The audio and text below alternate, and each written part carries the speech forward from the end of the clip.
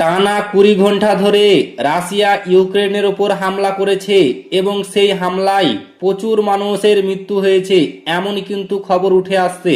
তো ফ্রেন্ডস, এই নিয়েই আপনাদেরকে বিস্তারিতভাবে জানিয়ে দেব। অবশ্যই ভিডিওটি শেষ পর্যন্ত দেখবেন।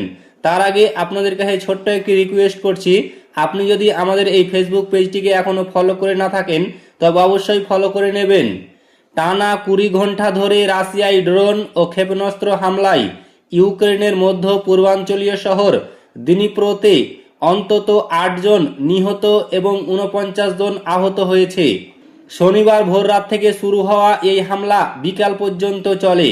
কয়েক দফায় শহরের আবাসিক এলাকা, ব্যবসা প্রতিষ্ঠান ও জ্বালানি অবকাঠামোতে আঘাত হানা হয়। এটি দিনিপ্রো শহরের ওপর এই যাবৎকালের সবচেয়ে বড় হামলা বলে জানানো হয়েছে। বৃহত্তর দিনিপ্রো ভোক্সে অঞ্চলের সামগ্রিক গভর্নর ওলেক্সদার বলেন, রাশিয়া ২০ ঘন্টার সময় বেশি ধরে ভয়াবহ ক্ষেপণাস্ত্র ড্রোন হামলা চালিয়েছে। শহরের মেয়র বরিস ফিলতোভ এই হামলাকে দিনিপ্রোর ওপর সবচেয়ে বড় আক্রমণ হিসাবে বর্ণনা করেছেন। ইউক্রেনের জরুরি পরিষেবায় প্রকাশিত ছবিতে দেখা যায়, চলমান হামলার মধ্যে উদ্ধারকর্মীরা ঘণ্টার পর ঘণ্টা ধ্বংসস্তূপে তল্লাশি চালাচ্ছে। তারা বোমায় বিধ্বস্ত অ্যাপার্টমেন্ট ভবনের ধ্বংসবিশেষ সরিয়ে জীবিত ও মৃতদের খুঁজছেন। কর্তৃপক্ষ জানিয়েছে, একটি অ্যাপার্টমেন্ট ভবনে ভিন্ন সময়ে ২ দফা হামলা চালানো হয়েছে। এই হামলায় ৮ জন নিহত ও ৪৯ জন আহত হয়েছে। আহতদের মধ্যে ২ জন শিশু রয়েছে।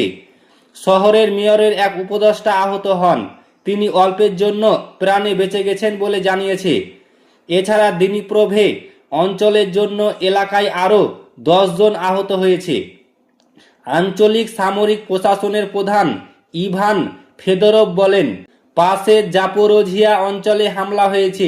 এতে একটি বেসামরিক মিনিবাসে থাকা ১ জন নিহত এবং ৪ জন আহত হয়েছে। ইউক্রেনের বিমান বাহিনী জানিয়েছে, রাশিয়া রাতভর ৬১৯টি ড্রোন ও ৪৭টি ক্ষেপণাস্ত্র নিক্ষেপ করেছে। এর বেশিরভাগই প্রতিহত করা হয়েছে। রাশিয়া ইউক্রেনে বিমান হামলার কৌশল পরিবর্তন করেছে। এখন তারা শুধু রাতে হামলা না চালিয়ে দীর্ঘস্থায়ী ধাপে ধাপে হামলা চালাচ্ছে, যা রাত থেকে শুরু করে দিনের অনেকটা সময় পর্যন্ত চলে। রাশিয়ার প্রতিরক্ষা মন্ত্রণালয় জানিয়েছে, গত ২৪ ঘন্টায় তারা ইউক্রেনের সামরিক ঘাঁটিতে ব্যাপক হামলা চালিয়েছে। তবে যুদ্ধের পুরো সময় জুড়ে বেসামরিকদের লক্ষ্য করে হামলার অভিযোগ বারবারই প্রত্যাখ্যান করে আসছে। হামলার একটি ড্রোন ন্যাটো ও ইউরোপীয় ইউনিয়নের সদস্য দেশ রোমানিয়ায় বিধ্বস্ত হয়েছে বলে স্থানীয় কর্তৃপক্ষ জানিয়েছে। সতর্কতামূলক ব্যবস্থা হিসাবে ২০০ জনের বেশি মানুষকে সরিয়ে নেওয়া হয়। সেখানে মোতায়েন ব্রিটিশ যুদ্ধবিমানও উড্ডয়ন করে। অন্যদিকে আজারবাইজান সফররত ইউক্রেনের প্রেসিডেন্ট ভলোদিমির জেলেনস্কি রাশিয়ার হামলার বিরুদ্ধে আন্তর্জাতিক সম্প্রদায়ের আরও কঠোর প্রতিক্রিয়ার আহ্বান জানান। তিনি বলেন, বিশ্ব যেন এই ঘটনার বিষয়ে নীরব না থাকে এবং ইউরোপে রাশিয়ার এই যুদ্ধে যেন অন্য সংঘাতের আড়ালে চাপা না পড়ে। এটি যুদ্ধক্ষেত্রে প্রায় ১০০ কিলোমিটার দূরে অবস্থিত। সাম্প্রতিক সময়ে ইউক্রেন ও রাশিয়ার অভ্যন্তরে পাল্টা হামলা বাড়িয়েছে। গত ২৪ ঘন্টায় ইউক্রেনের ড্রোন হামলায় রাশিয়ার কুর্স্ক অঞ্চলে ১ জন আহত হয়েছে বলে জানা যাচ্ছে। বেলগোরদ অঞ্চলে একটি গাড়িতে ড্রোন হামলায় ১ নারী নিহত হয়েছে এবং ১ পুরুষ গুরুতর আহত হয়েছে।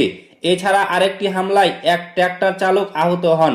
রাশিয়ার বড় শিল্পনগরীতে একটি আবাসিক ভবনে ড্রোন হামলায় ঘটানো হয়েছে, তবে এতে কেউ গুরুতর আহত হয়নি। তো ফ্রেন্ডস, এই ছিল আজকের বিগ ব্রেকিং নিউজ। ভিডিওটি ভালো লাগলে লাইক করবেন, শেয়ার করবেন এবং ফেসবুক পেজটিকে অবশ্যই ফলো করে নেবেন।